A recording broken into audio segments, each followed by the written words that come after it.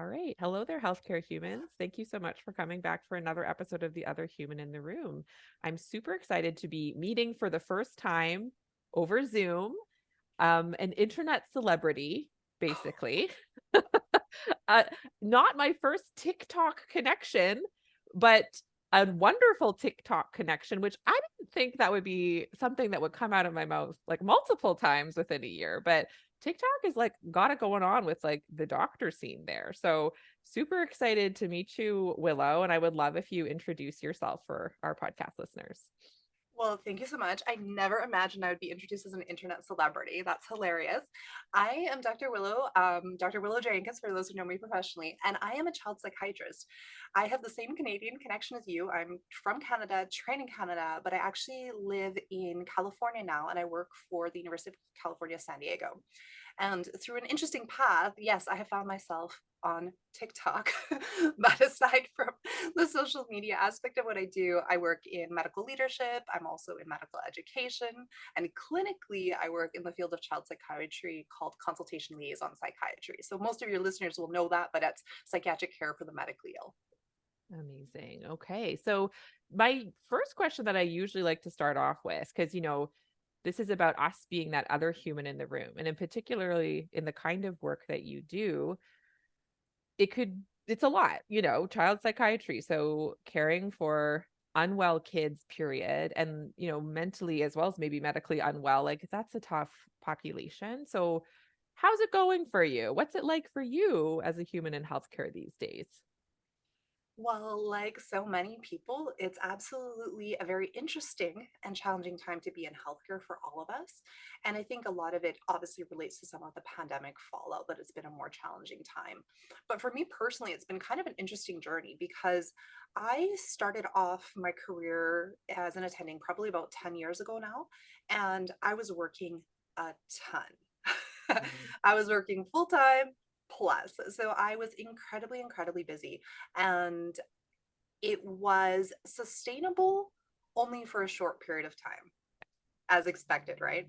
And what happened that really made me decide I needed to kind of reevaluate some of my priorities is I had children and I have two young kids.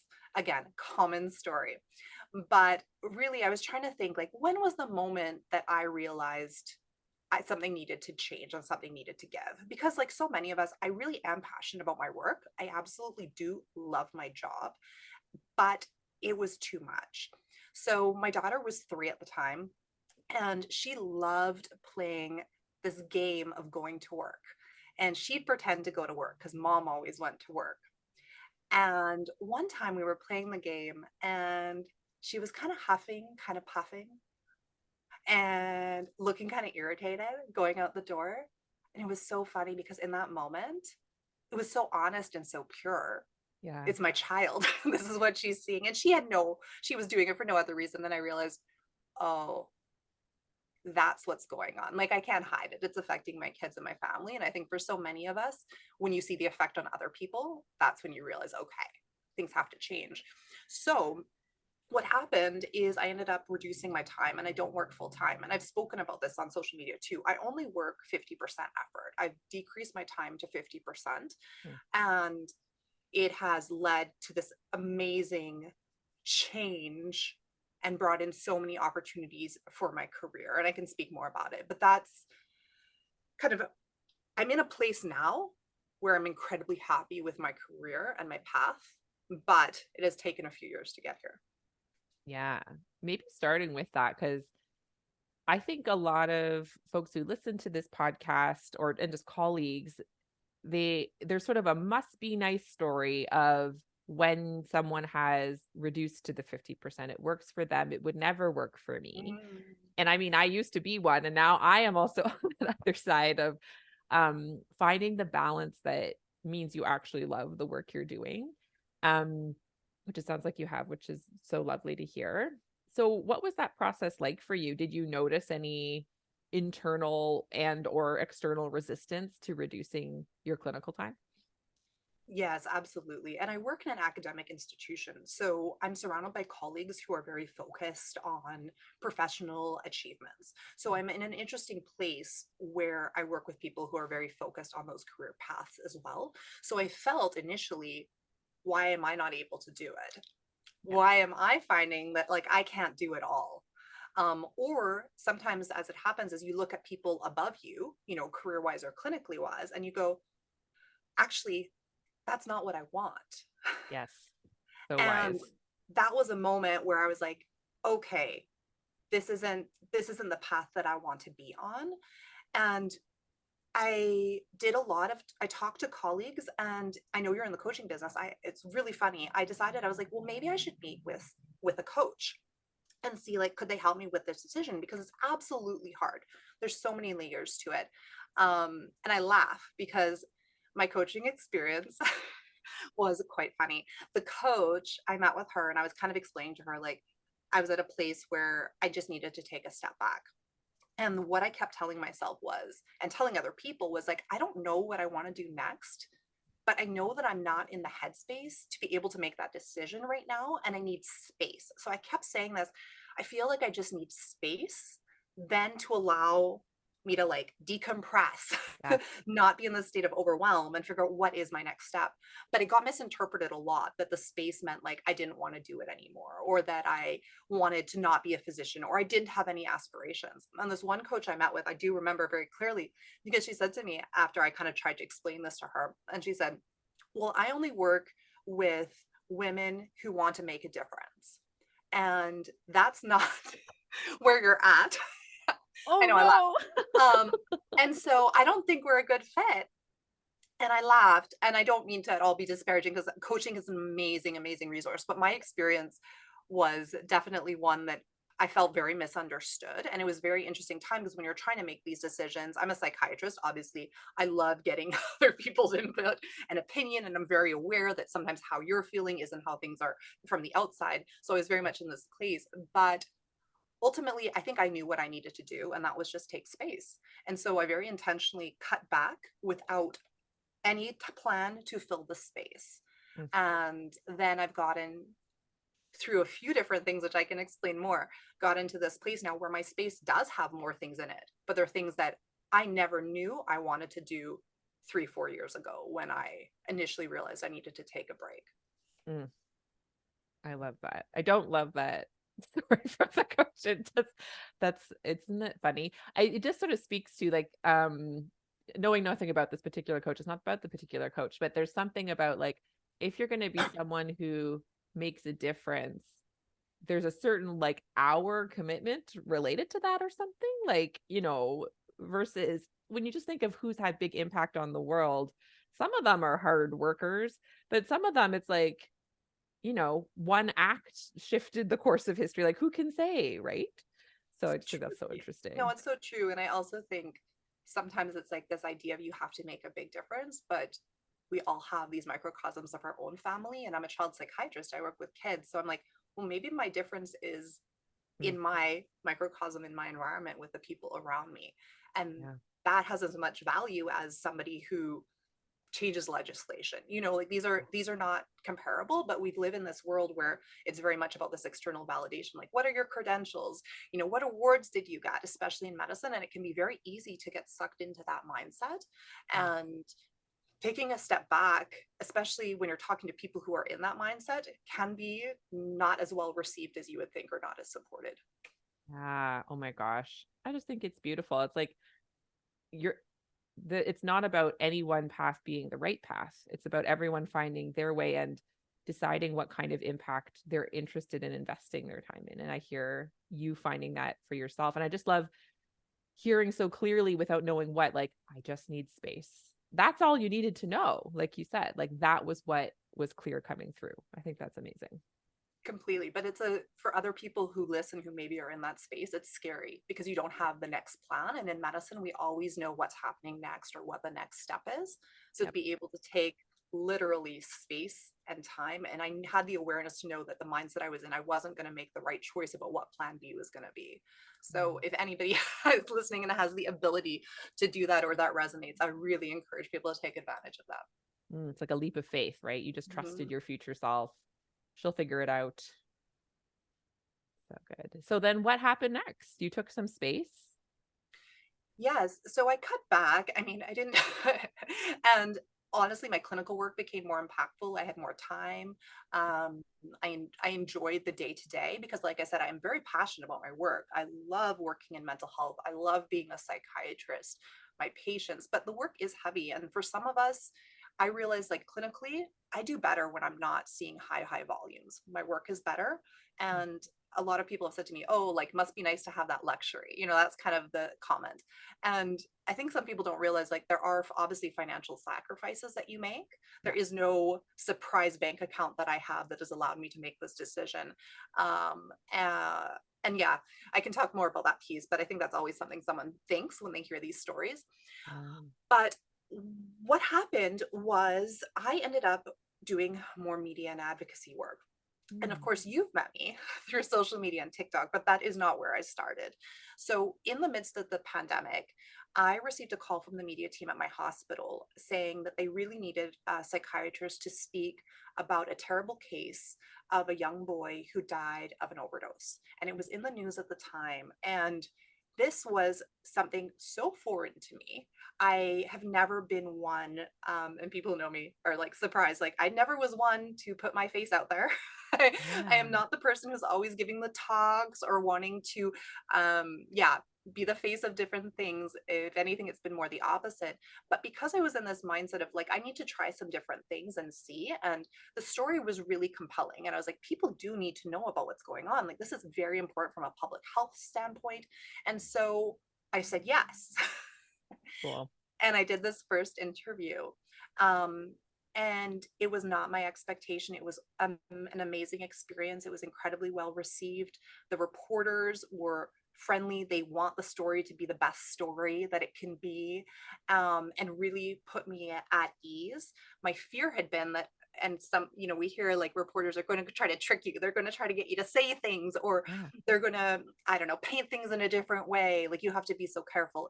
And that may be the case for other people talking about different topics, but I'm talking about children's mental health, and everybody just wants a good educational story. So from there, it just took off, and I've been doing traditional media. So I talk to reporters, I do local news segments, and things have gotten to a place where I actually have a regular segment, on the Cool. on the news, here in San Diego, which is just absolutely amazing and mind-boggling to me that this is my life.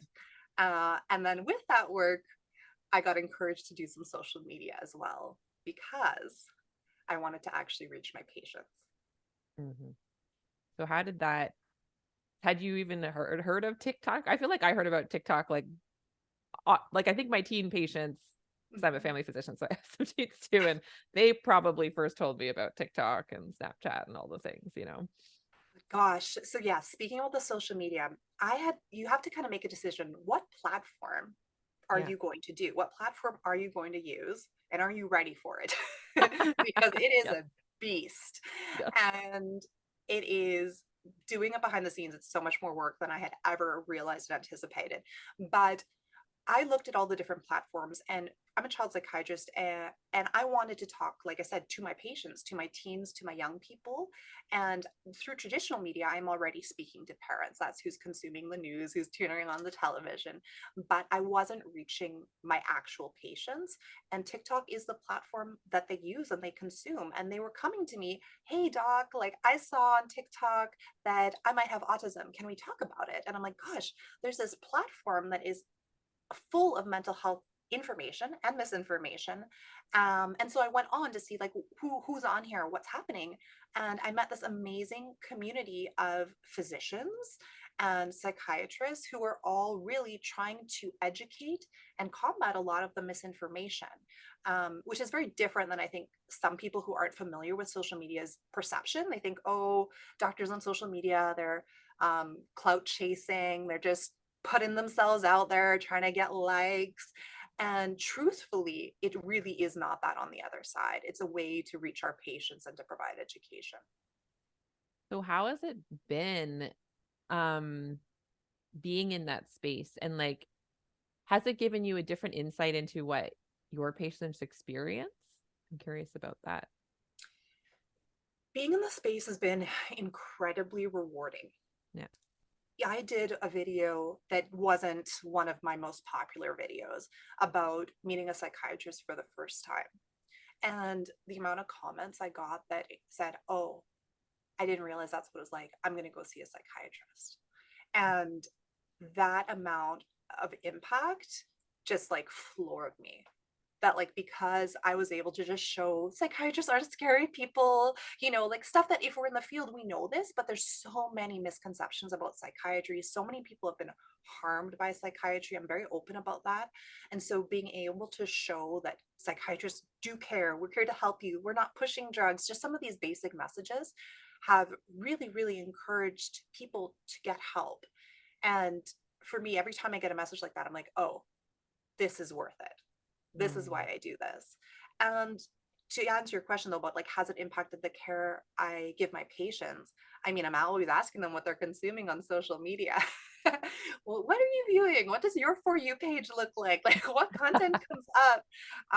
And being able to have those conversations because over 95, they say 95, 99% of youth are on social media. So it is part of our youth and children's lives. And so as people who work with kids and teens, we need to be asking them about it because there's so much of what they're doing is on those type of platforms.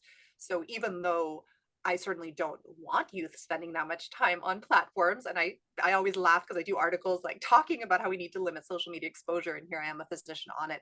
I know that's where they're at, and so I Yeah. have to meet them where they're at. Yeah, I really respect that. It's like, I think for a lot of things, like harm reduction is just an approach that just makes sense and allows for you to meet with any kind of human, like along a continuum, like where they're ready anyway. I am interested in learning. I would love to hear more about how you do approach those conversations with your patients, like both, I guess, social media or other behavior that you're have an awareness may be impacting their mental health, but especially with social media, it's such a huge part of their lives. Like, how do you, remain maintain rapport with them and offer them the opportunity to have insight into whether limiting would be helpful, like how do those conversations go?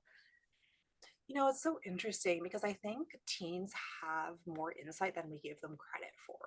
And Mm. a lot of when you ask and you learn what they're doing, sometimes they'll even let you know, like they've already set limits. Like I've had a few teens, yes, I use TikTok, but you know what? I realized Snapchat wasn't the best. So I actually don't use that app anymore. And so learning about their behaviors really gives you insight. And teens are not dumb. They Yeah. know and they know what's harming them and what's harmful, but sometimes it's hard to make that step or come up with a plan, or there's other reasons they feel tied to continuing on those platforms. So really making it individual and asking the same way we ask about any behaviors, like what's the positive of this, what's the negative of this, okay, what can we do to maybe make it more positive? And with social media as professionals, we do need to have awareness a little bit of how some of these platforms work to be able to give reasonable advice, right? There are limits that can be set. There are reminders. There are ways to change some of the content that you see. It is far from perfect, though.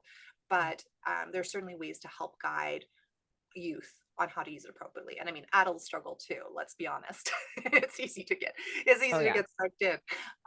So there's lots of strategies to help. But I think not underestimating teens. I love that. I would say I'm reflecting on my teen patients, and especially as the other human holding space, like some I always like treating them like people because obviously they are people helps. I think one of the big challenges I have for my patients who are adolescents is the dynamic with the parents. And so it might depend on, I guess, like the situations you're in, but like, is that something that you struggle with too? Especially parent expectations. And now it's like one human against two humans, if you will, or you're trying to manage multiple expectations and ideas of even what we're doing here in a room. Yes, I laugh because as I told you, I work with trainees. And so I always say, like, as a child psychiatrist, I'm in the work because I like working with adults. I work with adults every single day and I work with children. And I actually very much thrive on kind of figuring out how to work in those complex dynamics and situations as an aspect of the job that I like and I step into. So I very much enjoy trying to work with parents and children to find a mutual understanding, a mutual respect, and to help them come to the same page on problems, because I see a child who desperately is wanting their parents' love and acceptance, and I see a parent who desperately loves their child, and they're getting lost in the middle. And so Yeah. being able to help those two very important relationships come together is an incredibly, incredibly valued and privileged thing that I am able to do.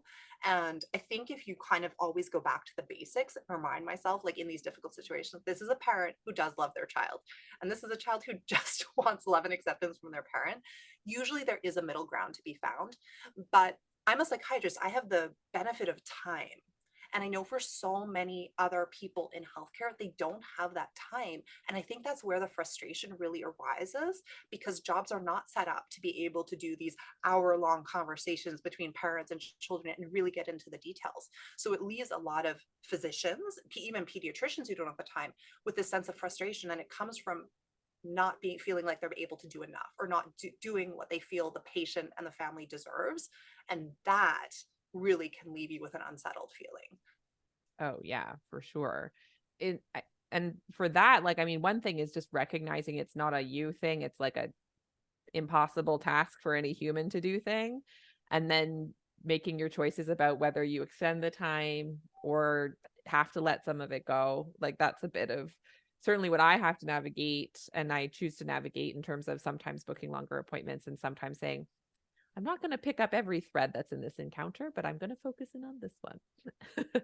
um, one thing that I know, well, you tell me, like, I've heard psychiatrists get a different level of training about things like transference, countertransference.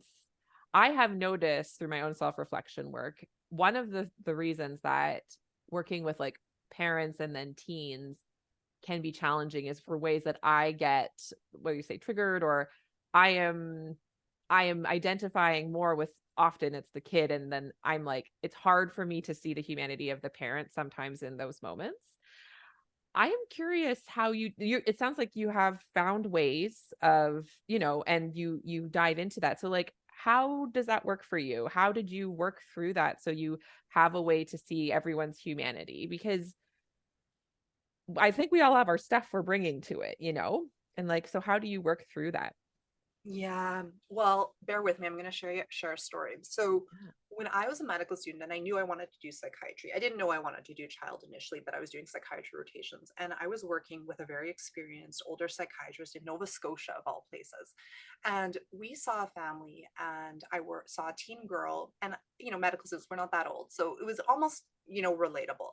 And she was just sharing kind of the wrongs her mother had done, Mm. and some of them were incredibly legitimate, like very real, very reality based, like these were things that objectively were done wrong.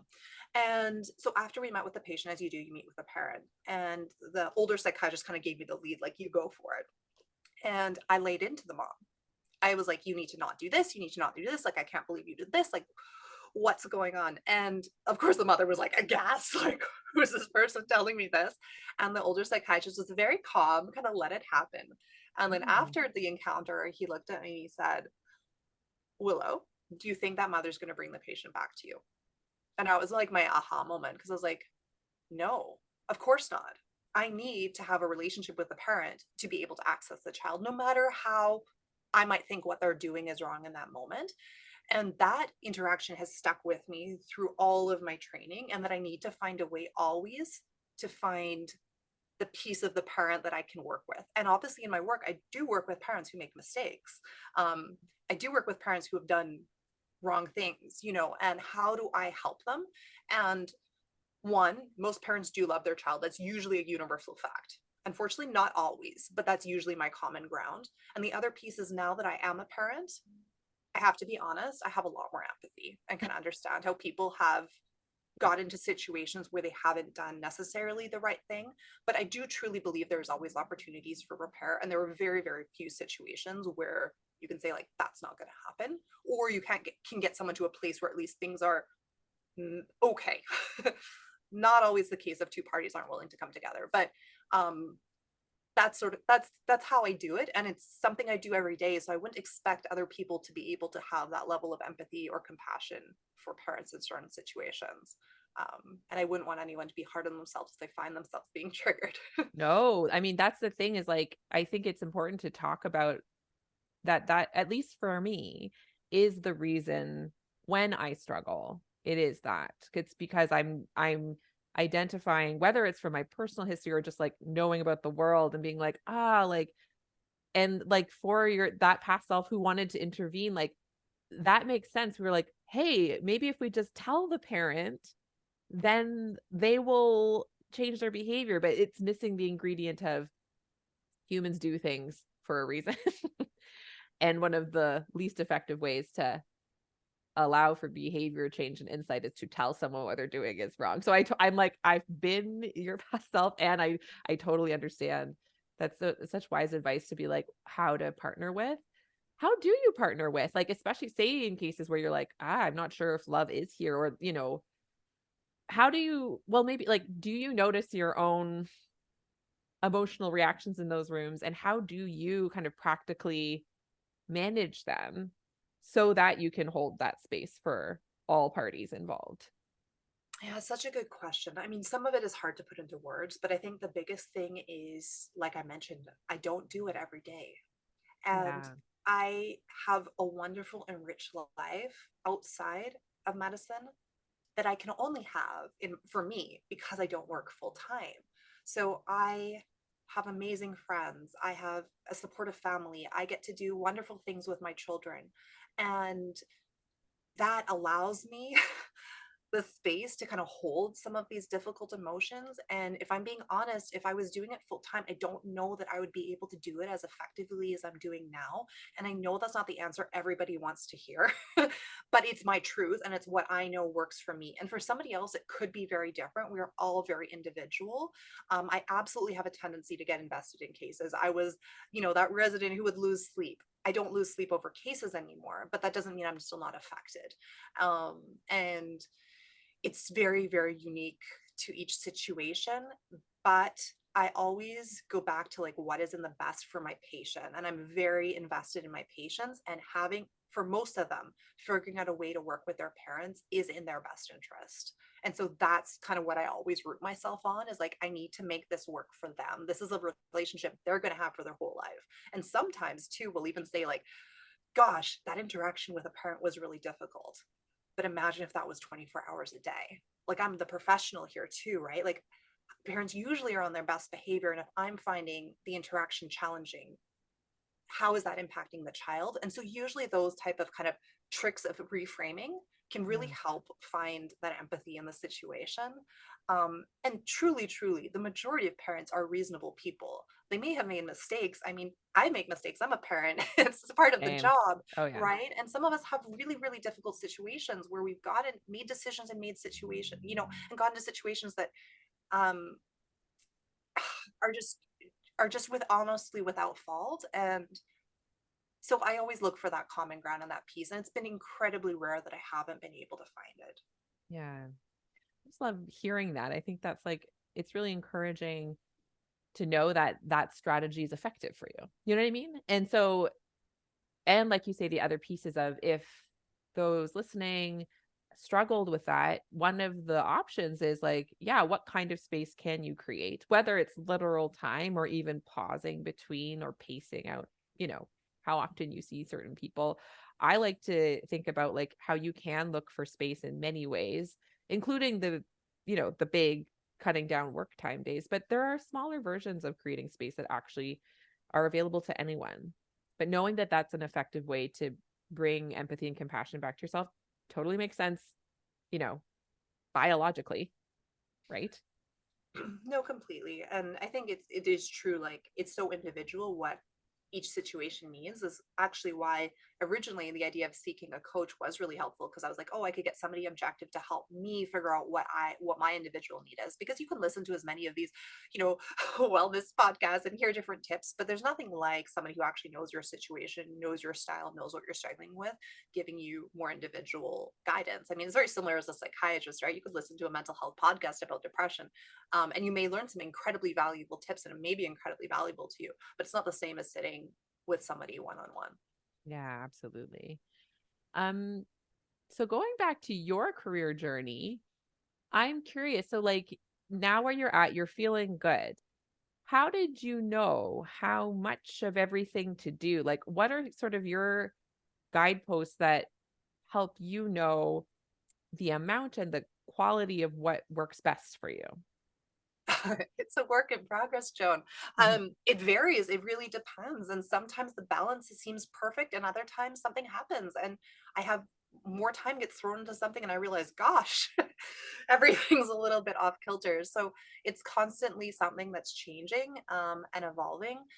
But I like that I have enough built in that there is some flexibility, that I'm not got every hour scheduled, where I don't have ability to flex when something is calling my time, whether that be a job commitment, whether that be a last minute children's event at one of my children's schools that I go, oh, I'd really love to be there.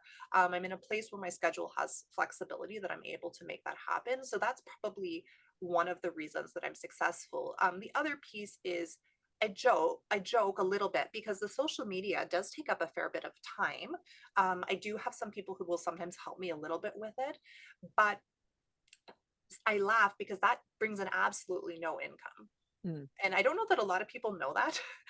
It's different for different people in different spaces, but for yeah, most of us in healthcare, we're not going to take financial support from unscrupulous places. yeah, And so, with that, you're not making money doing it. Occasionally you get sent maybe a nice book or something, but you're not making yes, money. And even I'm a micro creator in the grand scheme of things, but I've even reached out to colleagues who are have millions of followers, and I've just asked them, like, I'm just curious, like, has this worked out financially? And it isn't how you make money, but I kind of view it as like a way that I'm giving back and like mm, spreading knowledge. And so I spend a fair bit of time working on that piece. But it's so even though it's not the financial support, it brings some of that fulfillment mm. and some of that like encouragement to do some of the other things, and always kind of grounds me and reminds me, oh, why I'm doing the work that I'm doing. So the balance can be in different ways, I guess is what I'm trying to say. Yeah. I like to think of it as like how is each like experience or task paying you? And so some of the ways it's nice is when it pays you money, but also does it pay you in like creativity, inspiration, pleasure, connection? Like there are other currencies that say we are only paid in money, but have no pleasure, no energy, like nothing about what we do gives us any of those. You can make $1 billion and you probably are not going to feel satisfied, right? So having a mix makes sense to me. Yeah, and it is hard to do. I mean, I have a lot of empathy for people in other medical professions where they have these limits of you need to do this certain amount of time to keep operating time. And there's these, Yeah. careers that some of us have where it makes it very difficult to do something like I've been able to do, of having my hands in sort of all these different pots and making it work. So I just want to recognize that while I'm talking, that I know that it's not always Yeah. realistic for some people. And I do really feel for people who don't have that ability. Like imagine that the system as a whole recognized this, like, and we're like, oh, we want each human who's working in our healthcare system to be as lit up and resourced as we can, because then we know they're doing their best work, which then globally patients are more deeply cared for. And so then they actually built in that flexibility. Oh, that would be the dream. Yeah. That is the dream. That is the dream. Dream. If anyone's listening in any kind of system leadership, you listen to us.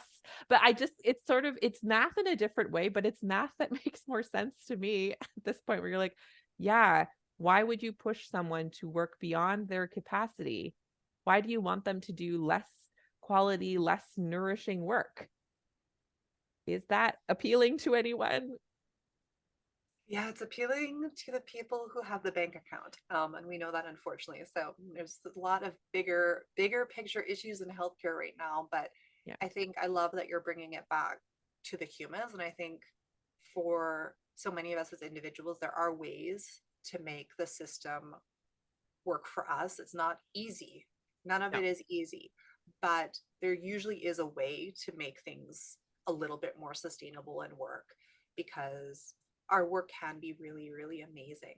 Yeah. And working with patients is such a privilege. And, every day I feel so lucky that I was able to get into this type of a career.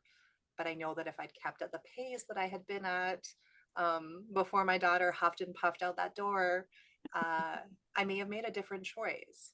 Yeah. That's the whole thing. And the thing to name is like, you by doing this are doing a micro shift of the healthcare system, like, and me doing it, like, this is a little bit how it changes, even in that learners who work with you, colleagues are like, she's got something going on over there.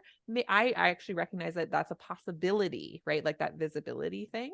I think that's so important. So I just want to like name that as like part of your impact. It helped you, and that also helped other people, No, right? completely. And that's why I'm open and speak about it. And I talk a lot about uh, why I chose to not work full time and just recognizing, some of the comments that you get, right? And Yeah. really confronting them and what people who aren't informed about your situation assume. Yeah. And actually that brings me back to, you'd said you were open, um that one of the things is like, well, how do you work financially? And like you're saying, TikTok's not bringing in the dollars and you don't Yeah. have the secret bank account. So how did you do that math for yourself to understand that working part-time was okay financially or worth it, you know? Yeah, so it required creativity. And I'm very open about it. I mean, psychiatry is not one of the most highest paid medical specialties. And I actually think it's really important that we talk about money and finances Yeah. and be transparent about it because it is the barrier for a lot of people taking a step in a different way and taking a little bit of a leap. So I own two vacation rental properties. Cool. And that was not without saving. I like I said, there's no secret. I have a normal physician salary. Yeah. And so I made it a priority. And with that, I have the financial ability to step back without it seeming taking a big hit on my family. Of course, we do not live beyond our means. Yeah. um, but I do live in a very high cost of living area. I live in San Diego, which just got named the highest cost of living city in the United States. So there are certain sacrifices that get made when you live in a situation, live in a setting. My children go to public school. There's just like some examples to give, but I had some foresight to plan and to have a different income stream than medicine.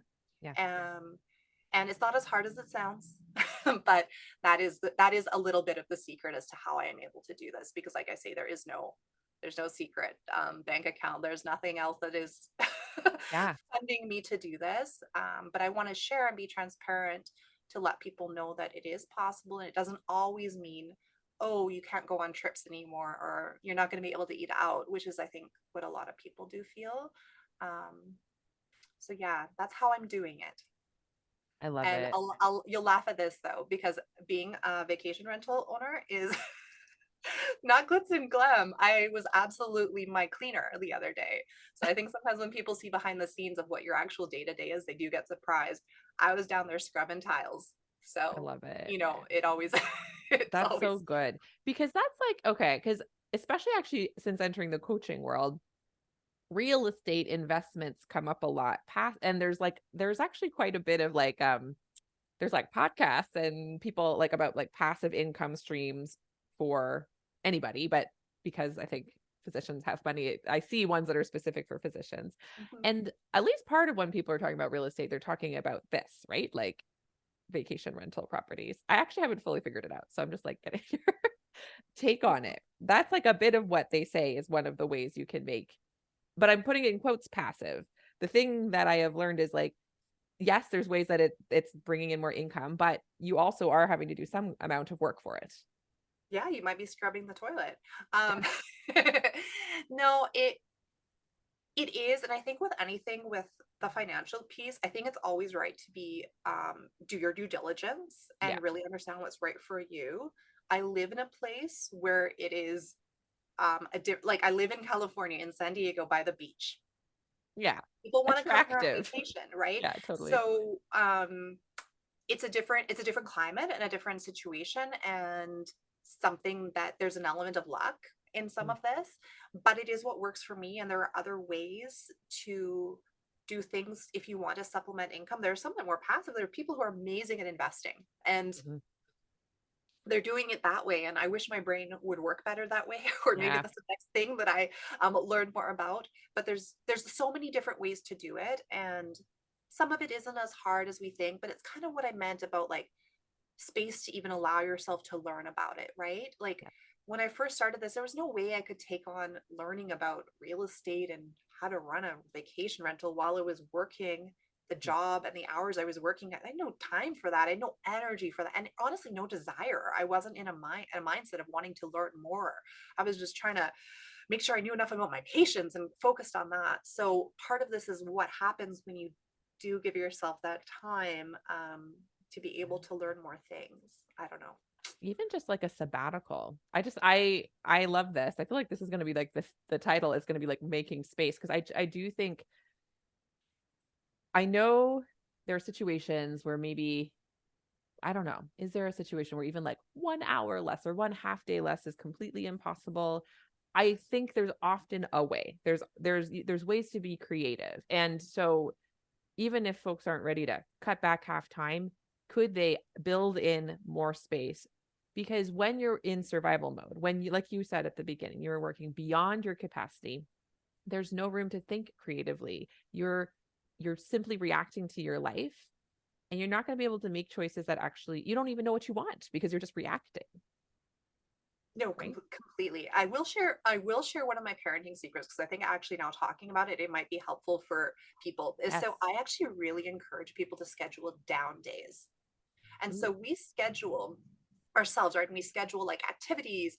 And when you have kids, that's calendar gets full. wild. Yeah. And so I actually tell people, well, one of my secrets is I block days and schedule it as important as birthday parties, and we call them our down days. And sometimes that means that like I'm lucky I do have a supportive partner, so sometimes that means I'm having a down day to myself, sometimes that means he's having a down day to himself, sometimes it means we're just having a family down day with no activities. So I think too sometimes it is about like what are you prioritizing, and if you prioritize for yourself like, gosh, this is resonating with me, I do need some space, then schedule it as important as that Yeah. other commitment. I mean, it's the same how people talk about exercise, which is something that I'm not good at doing. But if you do schedule these kind of down times or down days, as I've kind of coined in our Love it. calendar in our family lexicon, that can be a way to find those little moments. So that might be an idea. Yeah. Just as a start, just to see what happens, right? And that nobody, you know, nothing blows up in your life. It's just like we often all could we could use more space in our lives. I love that just as like an overall message. Oh, well, I can't believe the time has flown so fast. I feel like we got to talk about most of the things I was hoping to talk about. So thanks for like journeying with me. I was like, I want to ask her some clinical questions and some TikTok questions and some like career questions. So I feel like we've like covered the gamut. That was fun. Yeah. I guess uh as we close, so knowing folks that are listening, I know some are considering going into healthcare and most are in healthcare already, various stages of career, burnout, all that. But like, what are some things that you want to offer to those listening, like advice or support, or like what would you want them to know or hear from you? Oh, that's such a good question. I think the biggest thing is knowing that you're not alone. And Mm. I mean, that's something that comes through all of the work that I do, is that sometimes we feel that we are alone in our struggles. We feel lonely in the crowded room. We feel misunderstood. And I think I want everybody listening to know that they're not alone. Um, and there Mm. are people like yourself, there are people that are like me that are here to listen and to help and to understand. and to please reach out, to please talk about it, to please share your experiences. Yeah, that's the message. We're in Mm, this together. I love it. And amen. Truly, that's like, it's one of the most dangerous ideas, isn't it? I mean, and whether we're talking about a teen or a healthcare worker or a parent, like if you think you're the only one with this shameful secret, that is really what can honestly be life threatening and just make your world so small. And it's not the case. Like there's no unique problem, actually. We are all marred in unique and yet similar ways, aren't we? Yeah, it's so true. And I think it's really important if you start being vulnerable and you start sharing part of your story, it really encourages other people that it's okay to do the same. And by no means am I suggesting that I've shared everything in this hour with you. Um, but to keep talking and to sharing, and that is a huge impact. And yeah, and obviously, like I should give a plug to, please know there are professional supports, and there are so many physicians and so many people in healthcare that are receiving professional support. And there is this fear and still this stigma, even within our own profession, that, oh, you're lesser than or you're weaker. But I really, really need it to go away, because you are not alone. And as a psychiatrist being on the other side, like I see that. And of course I can't, verbalize it, but sometimes it's so important for people to know that please, please get professional help if you feel you need it. Yes, absolutely. Well, thank you so much, Willow, for your time.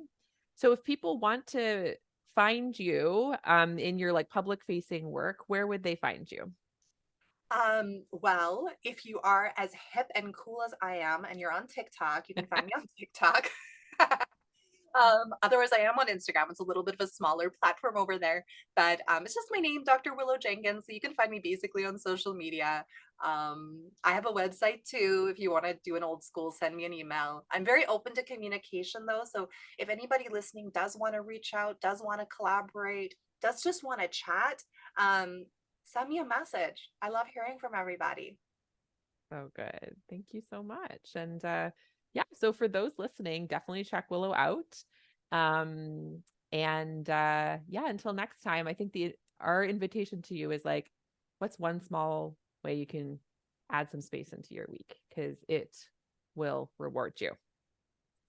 All right. Absolutely. Talk to you next time.